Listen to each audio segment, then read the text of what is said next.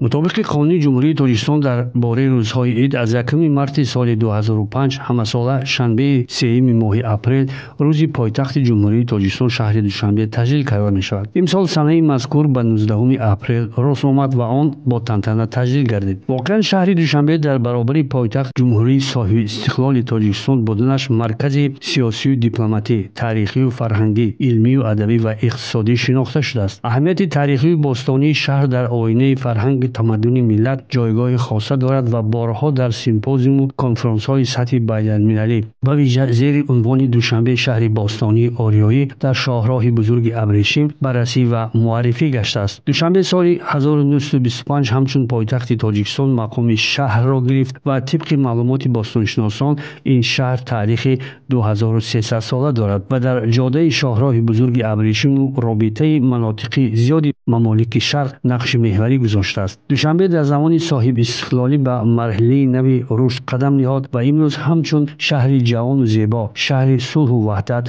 شناخته شده است. دوشنبه امروز در ردیف دهگانه موضع‌های بخطر و تامین امن و آرامی در جهان اعتراف گشته است. پایتخت جمهوری تاجیکستان عضو اسامبله بین الخلقی پایتخت‌ها و بزرگشهرها، تشکیلات بین المللی برادر شهرها، عضو فدراسیون جهانی شهرهای توریستی و دیگر تشکیلات‌های با نفوذ سطح جهانی میباشد. دوشنبه محض در چند سال آخر به یکی از شهرهای زیباترین منطقه تبدیل یافته است. در شهر دوشنبه همساله بناهای نو زمانوی معماری، استقامتی، استحصالی، علمی و فرهنگی، تعلیمی، ایجادی، طبابتی و غیره بنیاد میشوند. باغ و گلگشت‌های آن از نو بنیاد و با طرح‌های معاصر شهرداری مورد استفاده قرار میگیرند. لایحه نوسازی‌ها نیز فراگیر همه معیار و طلبات شهر معاصر و پایتخت میباشد. اهالی شهر نیز سال از سال رو به افزایش است و سطح و صفت زندگی و خدمت‌رسانی‌ها بالا می‌رود. در این زمینه البته مسائل تامین فضای خوب سانیتری و اپیدمیولوژی، رعایت فرهنگ شهرنشینی و تازه آزاده نگاه داشتن محیط زیست از طلبات و معیارهای اساسی شهرنشینی و شهرداری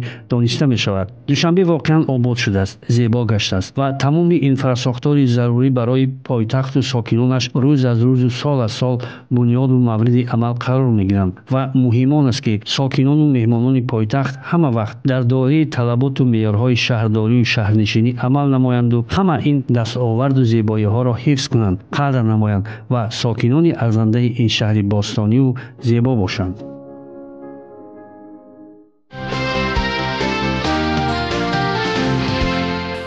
شهروندان جمهوری تاجیکستان، روز 19 اپریل روزی شهر دوشنبه پایتخت جمهوری تاجیکستان را قید نمودند. با تنتنه و باید گویم که نه تنها ساکنان شهر دوشنبه بلکه تمام شهروندان جمهوری تاجیکستان این جشن را همچون عید، همچون جشن عمومی دولتی قید کردند. البته در سطح‌های گوناگون، در درجه‌های گوناگون قید کردند. از یک جهت معیار قانون هست در این باره، درباره روز شهر دوشنبه. دیگر اینکه دوشنبه همچون پایتخت جمهوری تاجیکستان معیار کنستیتوسیونی هم هست. در ماده 4 کنستیتوسیون جمهوری تاجیکستان عیناً من میگم خیلی نوشته شده است.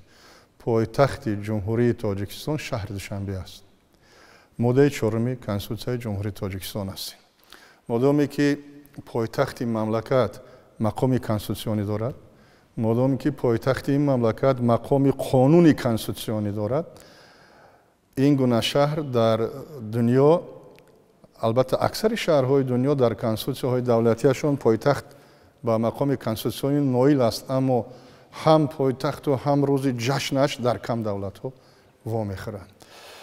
باید گویم که پایتخت، خود کلمه پایتخت هم اشاره به آن میکند به شهر مرکزی دولت، به پایه دولت، به ستون دولت و به قلب و دل دولت اشاره میکند. در همه دور و زمانها پایتخت مملکت یک موضعی بود که بهترین فرزندان ملت چه در ساحه علم، چه در ساحه اقتصاد، چه در ساحه فرهنگ و در دیگر ساحه‌ها انا در همین مرکز، در پایتخت، در قلب تاجیکستان جمع می آمدند و اینجا یک مکتبی بزرگی دولتداری، مرکز مکتبی بزرگی پیشرفت علم و فرهنگ و صنعت و اجتماع و اقتصادی هست. باید مردانه اقرار شد که از سال 2017 تا سال 2025 8 سال آخر از همون سال 2017 که رئیس شهر دوشنبه رستم امامعلی تعیین گردید در شهر دوشنبه دیگرگونی‌های بسیار نظررسی هم اینفراساختوری هم اقتصادی هم صنعتی و هم فرهنگی و علمی با وجود آمدند. اگر ما گوییم که در ظرف همین 8 سال اخیر 2017 2025 دوشنبه پیش از این هم به مرکز چهاربینی‌های بین‌المللی تبدیل یافتگی بود، اما در این 8 سال اخیر بسیار چهاربینی‌ها از اکثریت دنیا دیده در شهر دوشنبه بیشتر گذرانده می‌شدند. برای مثال در سال فقط 2021 در شهر دوشنبه زیاده از 300 چهاربینی‌های گوناگونی بین‌المللی گذرانده شدند در یک سال.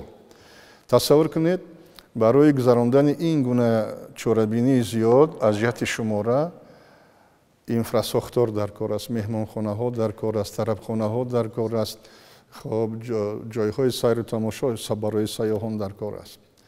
اما من میخواهم یک چند سخن درباره اون گویم که دوشنبه مرکز سیاسی جمهوری تاجیکستان است.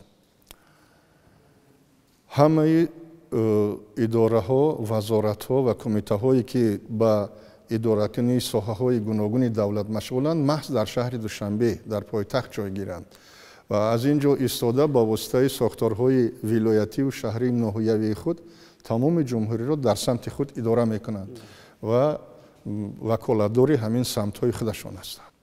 همین تشبس های بین المللی که پیشوای ملت 5 تا تشبس بین المللی ساحه آب و اقلیم و پریخا از منبر سازمان ملل متحد ارائه کردن و قطعنامه ها قبول شده بود در این باره باعث آن گردید که در همین 10-15 سال اخیر و به خصوص 8 سال اخیر پایتخت ما به مرکز گذراندن چهاربینی های سطح بلند بین المللی تبدیل یافت.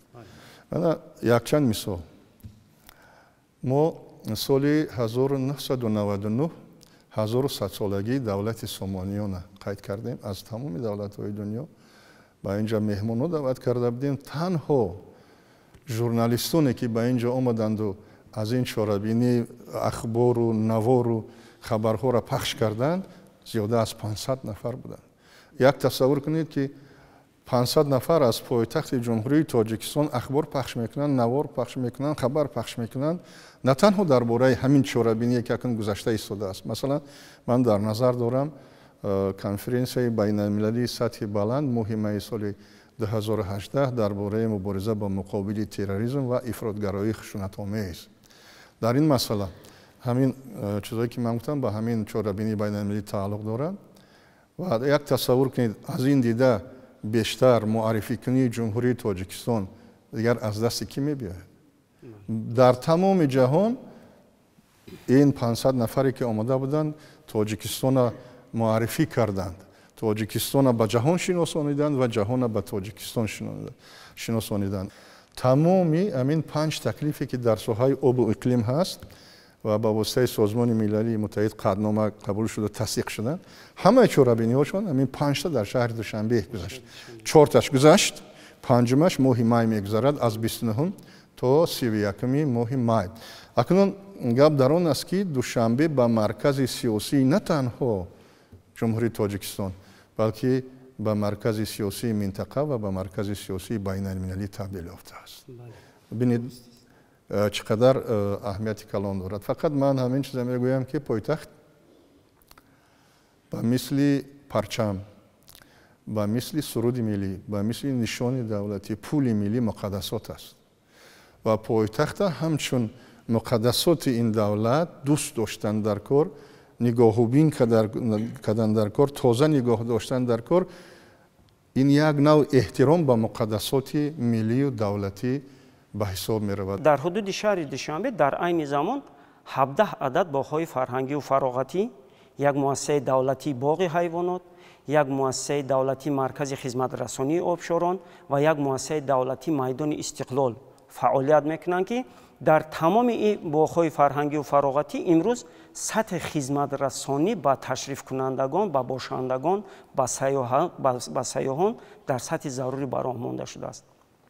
یکی از دستاوردهای بزرگ ساحه آبادانی در زمانهای عمیق‌ترش چخیلی که استاد شما اینجا قید کردید، در ظرف 8 سال اخیر در سمت آبادانی، سازندگی، کبودیزارکنی در شهر دوشنبه بسیار یک کارهای خوب و نظررس به انجام رسانده شد.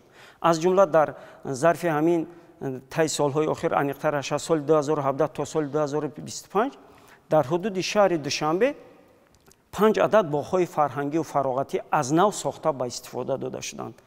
از قبیل باغ فرهنگی و فراغتی به نام احمد دانش واقع در خیابان رودکی ناحیه اسماعیل سامانی، باغ فرهنگی و فراغتی جوانان در واقع در کوچه نظامی گنجوی ناحیه سینا، باغ فرهنگی و فراغتی به نام واسه واقع در کوچه فضلالدین محمدی فی ناحیه سینا و باغ فرهنگی و فراغتی کروش کبیر و باغ فرهنگی و فراغتی به خاطر تحکیم بخشیدن دوستی دو خلق به هم برادر، خلق تاجیک و ازبک، در همین دوام همین طی سالهای اخیر مؤسسه دولتی باغ فرهنگی و فراغتی علیشیر نوایی نیز ساخته به استفاده داده شد که امروز همه این باغ‌هایی که گفتیم به یک مرکزی گویم که استراحتی سیاحان و باشندگان و استقامت کنندگان پایتخت عزیزمان گشته است. و باید گفت که از البته که در سالهای پیشین نیز در حدود شهر دوشنبه دیگر باغ‌های فرهنگی فراغتی بودند که فعالیت می‌کردند. از جمله یک 6 باغ فرهنگی و فراغتی بود که فعالیت می‌کردند هنوز از زمانهای اتحاد شوروی، زمانهایی که ساخته به استفاده داده شده بودند. با تشبث البته تحت گویم که نظر خاصه پیشوای معظم ملت و تلاش و زحمت‌های شبانه روزی رئیس مجلس ملی، مجلس عالی جمهوری تاجیکستان، رئیس شهر دوشنبه محترم رستم امامعلی، همه این باغ‌های فرهنگی و فراغتی در همین ظرف 6-7 سال اخیر پورا از نوسازی گردیدند که امروزها شهروندان ما از این چیزها ثمرناک استفاده میبرند. و در برابر دیگر کارهای آبادانی و کبودیزارکنی به غیر از این، البته به همه ما شما معلوم است که همه ساله در حدود شهر دوشنبه به واسطه با اشتراک پیشوای معظم ملت، با اشتراک به واسطه رئیس شهر دوشنبه محترم رستم امامعلی معرکه‌های نهالشینانی آغاز می‌گردد، سرکرده از ماه‌های آخرهای ماه نوامبر. در حدود شهر دوشنبه در ظرف 8 سال اخیر طبق معلومات‌های پیشنهاد گردیده نزدیک 2,202,000 بیخ فقط در ظرف 8 سال نزدیک 2,202,000 بیخ نهال درختان سیاه‌افکن آرایشی که از این شماره 50,000 آن را درختان خارجی تشکیل میکنند شنانده شده است. البته در سمت شناندن گل‌های موسمی باشد زیاده از 125 میلیون شده است که آن همین تلاش و زحمت ها، آن همین گویم که نظر نیکبینانه پیشوای معظم ملت و زحمت های شبانه روزی رئیس شهر دوشنبه محترم رستم امامعلی است که پایتخت عزیز ما شهر دوشنبه از جانب سازمان های بین المللی حفظ محیط زیست عنوان شهر سبز را به خود کسب کرده است که این البته فکر میکنم که برای مردم شریف تاجیکستان یک افتخار بزرگ است، باعث شکرگزاری هم هست. و قابل قید هم هست که همه ساله در حدود شهر دوشنبه به خاطر یک زمینه رقابت پذیری دوستانه در میان کارمندای ساحه کمونال یعنی آبادانی و کبودیزارکنی تشکیل کردن آزمون‌های گویم که در سمت آبادانی آزمون‌های سیر گل لاله دایر می‌گردد. دولت تاجیکستان یعنی با یک دولت سیاحی مبدل گشته است، خارجی‌ها رفت آمد دارند. البته باید چی فکر می‌کنند که ما پیش از همه باید که پایتخت تاجیکستان را بینیم، یعنی که در پایتخت چی هست، پایتخت از چی عبارت است. خیلی که استاد گفته گذاشتن در همان یک سیمپوزیوم بین المللی که 500 تا ژورنالیست گفته آمده بودند، شخصا ما اوید به حالت‌های تامین سانیتاری اپیدمیولوژی ما در همونجا ما هم حضور داشتیم، یعنی که کاری خود را پیش می بردیم برای صلاحیت سلامتی مهمانانی که از خارج می آمدند. در حقیقت همین خارجی ها باوری نداشتند که پایتخت تاجیکستان چنین حالت ده است، یعنی که خود در حیرت موندن. خیلی که استاد قید کردند برای این پایتخت این سیمای تاجیکستان است وقتی که به پایتخت میان از بهاگذاری میکنن دولت و ملت و فرهنگ ما را. امروز ما میبینیم که در یک دوره کوتاه، یعنی که در دوره‌ای که امروز ما قرار داریم در دوره 35 سالگی 34-35 سالگی حکومت جمهوری تاجیکستان، دولت جوان تاجیکستان ما قرار داریم، در این دوره چی در سطح جمهوری چی در پایتخت تغییرات کلی به نظر میرسد. امروز خیلی که استاد قید کردن تاجیکستان همچون پایتخت این یک مکان سیاسی نه تنها در یک خود دولت‌های شوروی یا که آسیای میانه، در کل جهان امروز ببینید که در دوره کوتاه تاجیکستان معرفی شده است در سطح جهان از روی همون تشبس‌های گرفته حکومت جمهوری تاجیکستان، مردم تاجیکستان که امروز در کدام سطح قرار دادن و چی کارها را پیش برده ایستادند. در شهر دوشنبه تشبس‌های زیاد از طرف حکومت شهر دوشنبه از جمله از طرف رئیس شهر دوشنبه و بیرون از خود پایتخت با تشبس و دستگیری‌های بی‌واسطه و دستور سپارش‌های حکومت جمهوری تاجیکستان کارهای سانیتری و اپیدمیولوژی تحت نظارت جدی قرار دارند. هر یک شهروندی که ساکن پایتخت باید آن فخر کند که ساکن پایتخت است. باید هر یک ساکن پایتخت امروز افتخار کند، شکرگزاری کند که ساکن شهر دوشنبه یعنی که پایتخت جمهوری تاجیکستان است. ما میدانیم پایتخت است، سطح زندگی شهر دهات دیگر است. وقتی که مردم از دهات یعنی که وارد می شود یا که دیگر منطقه ها وارد شهر می شوند، باید ترتیبات و کارهای جمعیتی آبادانی شهر را یعنی که رعایت کنند. نگفتن امانت که از طرف حکومت شهر دوشنبه یعنی در دست من هستند قاعده های ترتیبات جمعیتی آبادانی و سانیتری در شهر دوشنبه. این برای ساکنان پایتخت است. در خود همین هم درج آمده است. اینجا هست مرامنامه ساکن پایتخت. ساکن پایتخت کی هست؟ باید کی شده میتواند چی کارها را کرد. برای همین من به همچون نماینده ساختاری سانیتری اپیدمیولوژی وقتی که از گلگشت ها گفتیم، از باغ ها گفتیم، آبادانی گفتیم، درختشینانی گفتیم، همه این باعث سالمی ملت و دولت هم در پایتخت و بیرون از آن میباشد. برای همین باید که هر یک شهروند رعایت کند. سرکده آبادانی، تازگی چی قدری که ما میبینیم که حاضر در همین گرد اطراف شهر خیلی که قید کرده شما مرکه نهالشینانی برزم این گلشینانی هست، کبوتی زارکنی هست.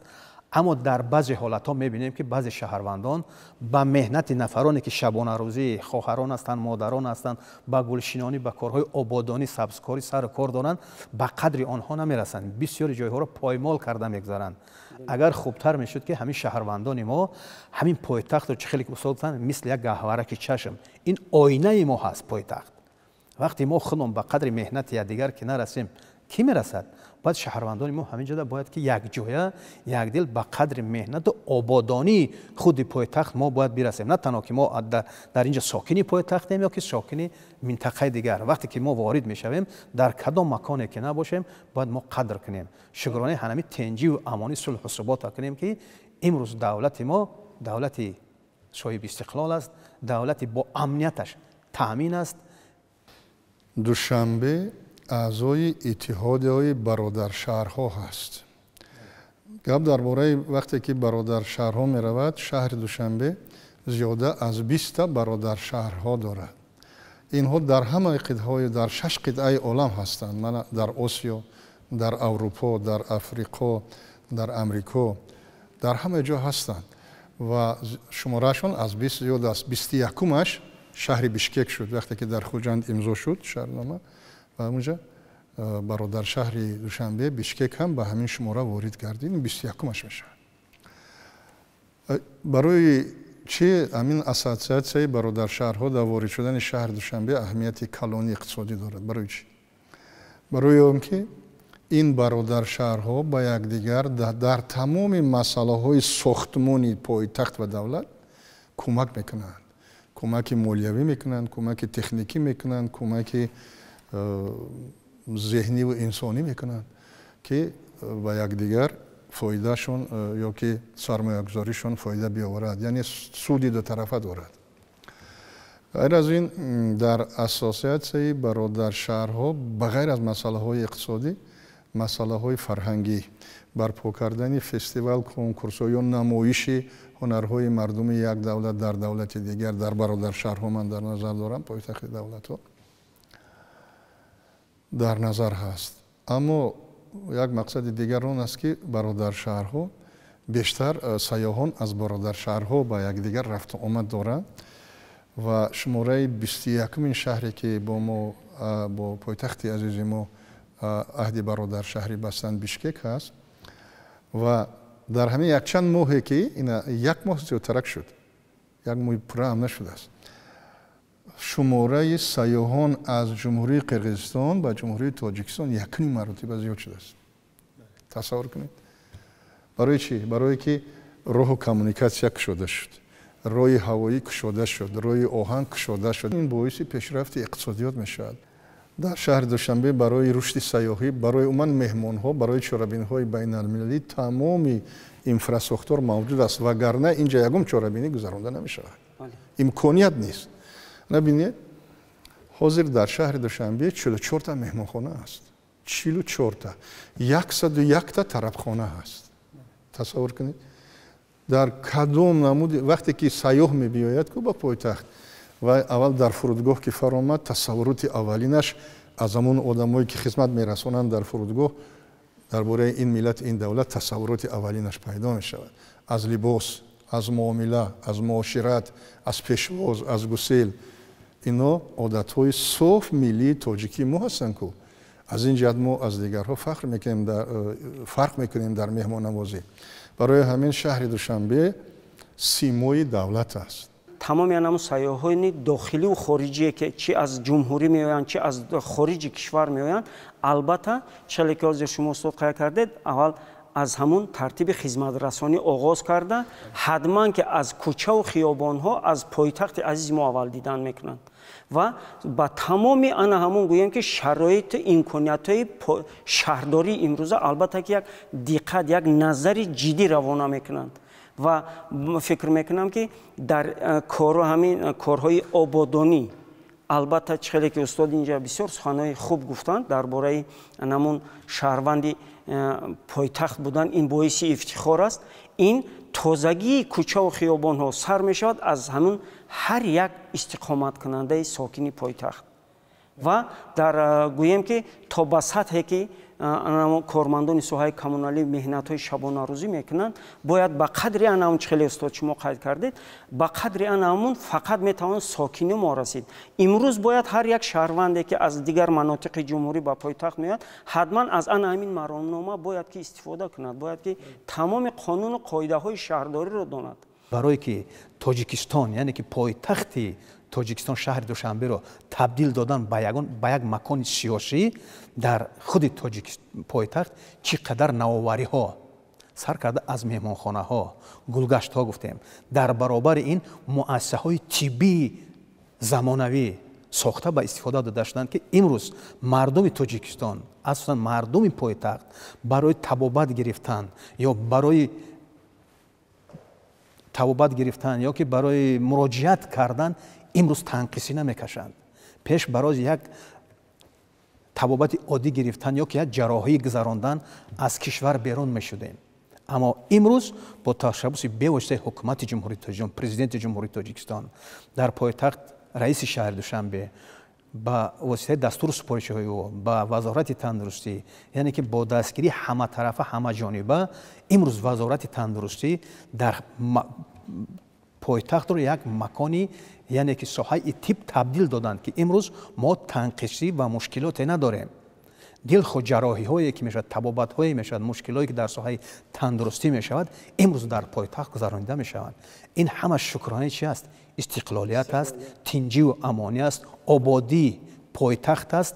барои имрӯз мо гуфта метавонем ки дар шаҳри Душанбе, дар Тоҷикистон ва дар шаҳри Душанбе таъмини амнияти санитарӣ эпидемиологӣ яъне ки таъмин аст ва танҳо боз аз ҳамаи ин вобастагӣ дорад ба худи мардум. бояд мо худ яъне ки фаъол бошем. чизе ки ба мо вобастагӣ дорад бояд ки мо иҷро кунем. мо шаҳрвандони ҷумҳурии Тоҷикистон бояд мунтазири он нашавем ки ҳар сол ҳафтаи сеюми шанбеи сеюми моҳи апрел روزی پایتخت فرا میرسد و ما درباره پایتخت با جشن میگیریم، سخنهای نیک میگوییم، از دستاوردها یادآور میشیم.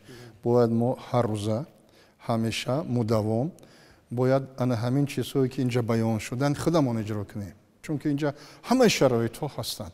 من همینجا نگفتیم تنها در پایتخت ما 7 تئاتر است، 11 تا آثارخانه هست. ببینید فقط همین جاها هم توریست‌ها میرن که سیاحان میرن دیدن میکنن و دانششون درباره ملت ما، دولت ما، پایتخت ما زیاد میشود. یعنی پایتخت باید همیشه در تفکر ما، همیشه در دل ما و همیشه در کار ما مقامی اساسی داشته باشد. باید که ما شهر خود را تازه و آزاده نگاه داریم، چون که سلامتی ملت این بایگری دولت است. سلامتی هر یک انسان در دست خود انسان است. طبیب هر یک انسان خود انسان شده میتواند. اگر همون دستاوردهایی که امروز شده است اگر ما این را همه طرفه، یعنی که همچون گهواره که چشم نگاه داریم، با همون گلگشت ها و آبادانی ها گپ زنیم، تامینات آب نوشاکی گپ زنیم، مناسبت با طبیعت گپ زنیم، با آب و با دیگر چیزها اگر که حرف زنیم گپ زنیم، این همش برای پیشرفت سالمی جامعه است. برای همین هر یک شهروند موظف است که برای سالمی ملت دولت خود کوشش کند.